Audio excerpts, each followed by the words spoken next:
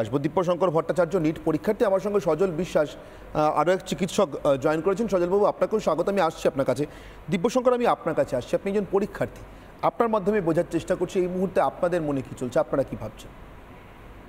আমাদের মাইন্ডসেট এখন খুবই কি বলবো, শকড যে এত বছর NEET actually medical entrance exam হয়ে আসছে। এটা ফার্স্ট টাইম যে 67 জন 720 আউট অফ 720 পেয়েছে। 720 পেয়েও যে কেউ এইমস দিল্লি পাচ্ছে না, this thing is very shocking.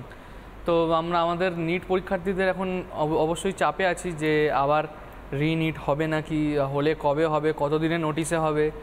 R রিনিট actually আমরা যখন কোনো এরকম কম্পিটিটিভ এক্সামের জন্য প্রিপেয়ার করি তখন আমাদের রিফ্লেক্স প্র্যাকটিস একটা টাইম একদম পিকে থাকে যখন এক্সামটা হবে। ঠিক তারপর যখন শোনা যায় যে ক্যান্সেল হয়ে আবার হবে, তো সেই জিনিসটা আনাটা খুবই টাফ ব্যাপার হয়ে যায়। তো ঠিক সেই জায়গায় দাঁড়িয়ে আমাদের টেনশন তো হচ্ছে। সেইভাবে মনকে আবার প্রিপেয়ার করা। আমি অঙ্কনকে বলবো, অঙ্কন এই ব্যথাটা বুঝতে গেলে আপনাকে অনেকটা এইভাবে বুঝতে হবে। অঙ্কন ধরুন 240 নয়, আপনারা এবারে লোকসভা নির্বাচনে 340টা আসন পেয়েছে ধরে নিন কিছুক্ষণের জন্য। কিছুদিন বাদে এমন প্রশ্ন উঠল, নির্বাচন কমিশন সুপ্রিম কোর্টের কাছে গিয়ে স্বীকার করতে বাধ্য হলো এবারে নির্বাচন পদ্ধতিটা পুরোপুরি স্বচ্ছ হয়নি। 340 নয়, আপনারা আদতে হয়তো 240 বা 260 পেয়ে থাকতে পারেন, কিন্তু কিছুতেই 272টা আসন আপনারা পাননি। আপনাদের আবার ভোটে দাঁড়াতে হবে, আপনাদের জেতা প্রার্থীদের আবার ভোট নিতে হবে।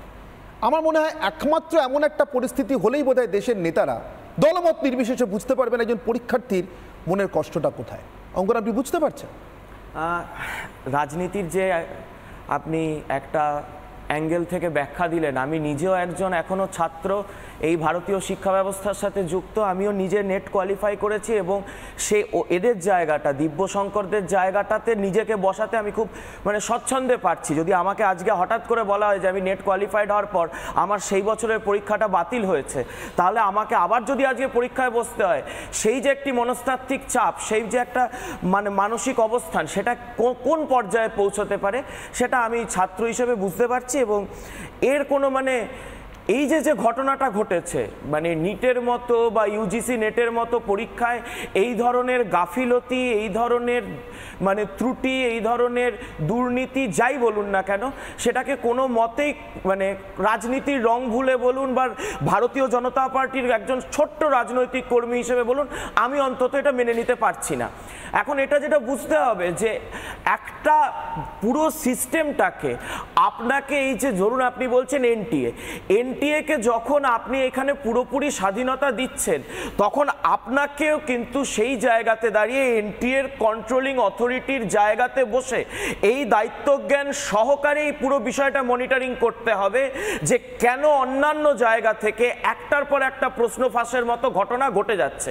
আমি কৃতজ্ঞ আমার ভারত সরকারের কাছে, আমার দলের কাছে, কারণ একমাত্র রুলিং ডিসপেন্সেন্সি হিসেবে ভারত সরকার নরেন্দ্র মোদীর শাসনকালে প্রশ্ন ফাঁস এবং সবথেকে বড় কথা যে শব্দটা ব্যবহার করা হয়েছিল এই 2024-এ আইন আনার সময়, এক্সাম মাফিয়া, যেটা সারা ভারতবর্ষব্যাপী একটা চক্র চলছে, এক্সাম মাফিয়াদের বিরুদ্ধে কঠোর আইন আনার যে সদিচ্ছা আমার সরকার, নরেন্দ্র মোদীর সরকার দেখিয়েছে, আমি বিগত দিনে কোথাও দেখতে পাইনি। কিন্তু এটাকে সঠিকভাবে ইমপ্লিমেন্ট করতে হবে। এই যে ডার্ক নেট ব্যবহার করে একাধিক জায়গা থেকে বিভিন্ন প্রশ্নপত্র, আজকে আপনি এই শুধুমাত্র আপনি নিট নেট বলছেন, আজকে বিভিন্ন রাজ্যে রাজ্যে আপনি বলুন তো মাধ্যমিক উচ্চ মাধ্যমিকের প্রশ্নপত্র ফাঁস হয়ে যাচ্ছে। সেই নিয়ে শাসক দলের রং ভুলে সদিচ্ছা দেখাতে হবে। যে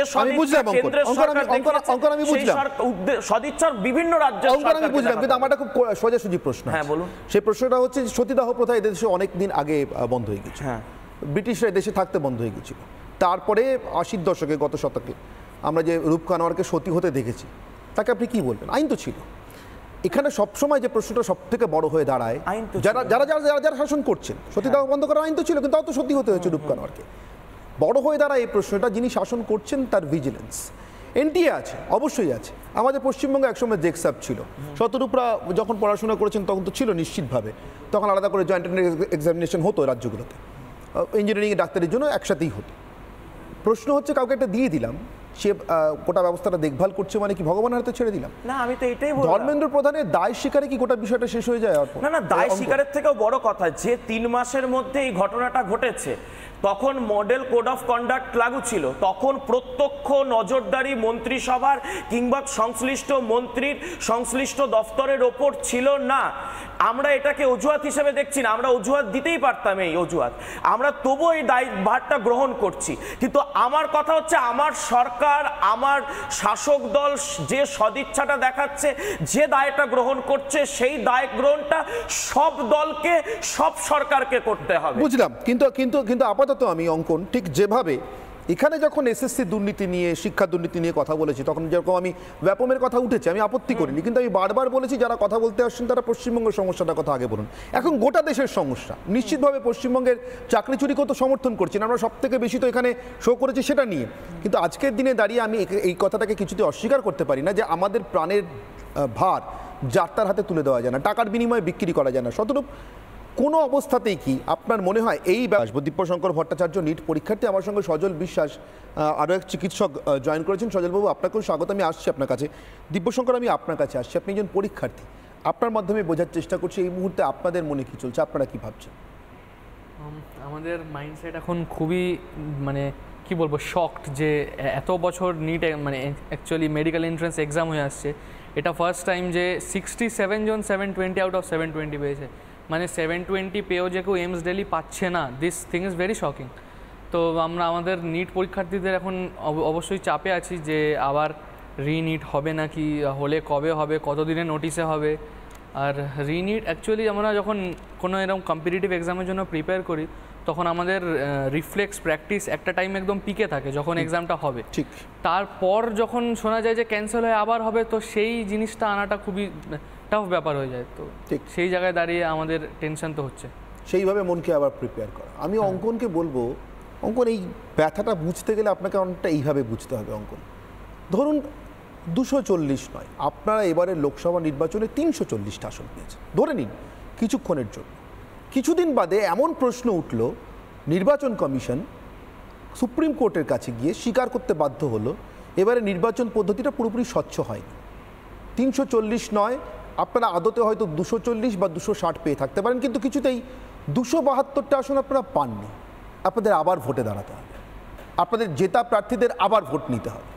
আমার মনে হয় একমাত্র এমন একটা পরিস্থিতি হলেই বোধহয় দেশের নেতারা দলমত নির্বিশেষে বুঝতে পারবেন একজন পরীক্ষার্থীর মনের কষ্টটা কোথায়। অঙ্কন, আপনি বুঝতে পারছেন?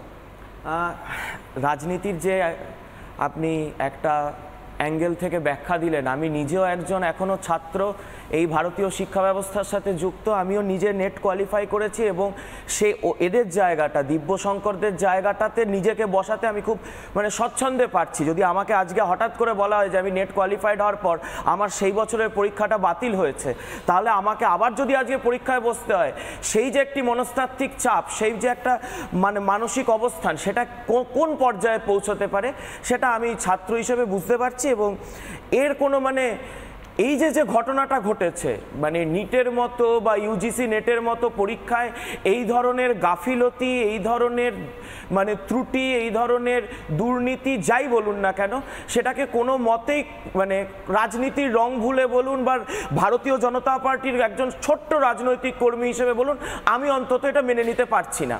এখন এটা যেটা বুঝতে হবে যে একটা পুরো সিস্টেমটাকে আপনাকে, এই যে ধরুন আপনি বলছেন এনটিএকে যখন আপনি এখানে পুরোপুরি স্বাধীনতা দিচ্ছেন, তখন আপনাকেও কিন্তু সেই জায়গাতে দাঁড়িয়ে এনটিএর কন্ট্রোলিং অথরিটির জায়গাতে বসে এই দায়িত্বজ্ঞান সহকারে এই পুরো বিষয়টা মনিটরিং করতে হবে যে কেন অন্যান্য জায়গা থেকে একটার পর একটা প্রশ্ন ফাঁসের মতো ঘটনা ঘটে যাচ্ছে।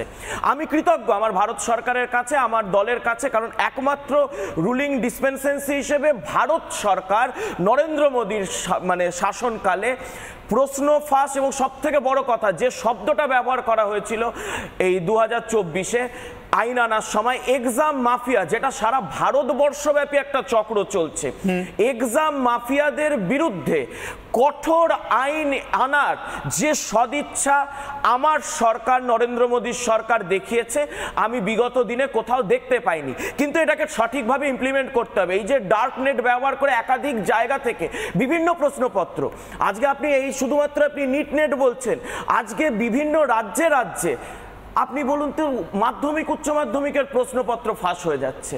সেই নিয়ে শাসক দলের রং ভুলে সদিচ্ছা দেখাতে হবে। যে সদিচ্ছা কেন্দ্রের সরকার দেখিয়েছে, সদিচ্ছার বিভিন্ন রাজ্য আমি বুঝলাম, কিন্তু আমার খুব সোজাসুজি প্রশ্ন। হ্যাঁ বলুন। সেই প্রশ্নটা হচ্ছে সতীদাহ প্রথা এদেশে অনেক দিন আগে বন্ধ হয়ে গেছে। হ্যাঁ, ব্রিটিশরা দেশে থাকতে বন্ধ হয়ে গেছিল। তারপরে 80-র দশকে, গত শতকে আমরা যে রূপ কানোয়ারকে সতী হতে দেখেছি, তাকে আপনি কি বলবেন? আইন তো ছিল। এখানে সবসময় যে প্রশ্নটা সব থেকে বড় হয়ে দাঁড়ায়, যারা যারা যারা যারা শাসন করছেন, সতীদাহ বন্ধ করার আইন তো ছিল, কিন্তু তাও তো সতী হতে হয়েছে রূপ কানোয়ারকে। বড় হয়ে দাঁড়ায় এই প্রশ্নটা, যিনি শাসন করছেন তার ভিজিলেন্স। এনটিএ আছে, অবশ্যই আছে। আমাদের পশ্চিমবঙ্গে একসময় জেকসাব ছিল। শতরূপরা যখন পড়াশোনা করেছেন তখন তো ছিল নিশ্চিতভাবে, তখন আলাদা করে জয়েন্ট এক্সামিনেশন হতো রাজ্যগুলোতে, ইঞ্জিনিয়ারিং ডাক্তারির জন্য একসাথেই হতো। প্রশ্ন হচ্ছে, কাউকে একটা দিয়ে দিলাম, সে গোটা ব্যবস্থাটা দেখভাল করছে, মানে কি ভগবানের হাতে ছেড়ে দিলাম? না, আমি তো এটাই বললাম। ধর্মেন্দ্র প্রধানের দায় স্বীকারে কি গোটা বিষয়টা শেষ হয়ে যায়? না না, দায় স্বীকারের থেকেও বড় কথা, যে 3 মাসের মধ্যে এই ঘটনাটা ঘটেছে, তখন মডেল কোড অফ কন্ডাক্ট লাগু ছিল। তখন প্রত্যক্ষ নজরদারি মন্ত্রিসভার কিংবা সংশ্লিষ্ট মন্ত্রীর সংশ্লিষ্ট দফতরের ওপর ছিল না। আমরা এটাকে অজুহাত হিসেবে দেখছি না, আমরা অজুহাত দিতেই পারতাম, এই অজুহাত আমরা তবুও এই দায়ভারটা গ্রহণ করছি। কিন্তু আমার কথা হচ্ছে, আমার সরকার, আমার শাসক দল যে সদিচ্ছাটা দেখাচ্ছে, যে দায়টা গ্রহণ করছে, সেই দায় গ্রহণটা সব দলকে, সব সরকারকে করতে হবে। বুঝলাম, কিন্তু কিন্তু কিন্তু আপাতত আমি অঙ্কন, ঠিক যেভাবে এখানে যখন এসএসসি দুর্নীতি নিয়ে, শিক্ষা দুর্নীতি নিয়ে কথা বলেছি, তখন যেরকম আমি ব্যাপমের কথা উঠেছে, আমি আপত্তি করিনি, কিন্তু আমি বারবার বলেছি যারা কথা বলতে আসছেন তারা পশ্চিমবঙ্গের সমস্যাটার কথা আগে বলুন। এখন গোটা দেশের সমস্যা, নিশ্চিতভাবে পশ্চিমবঙ্গের চাকরি চুরিকেও তো সমর্থন করছি না, আমরা সব থেকে বেশি তো এখানে শো করেছি সেটা নিয়ে। কিন্তু আজকের দিনে দাঁড়িয়ে আমি এই কথাটাকে কিছুতে অস্বীকার করতে পারি না যে আমাদের প্রাণের ভার যাত্রার হাতে তুলে দেওয়া যায় না, টাকার বিনিময়ে বিক্রি করা যায় না। শতরূপ কোনো অবস্থাতেই কি আপনার মনে হয় এই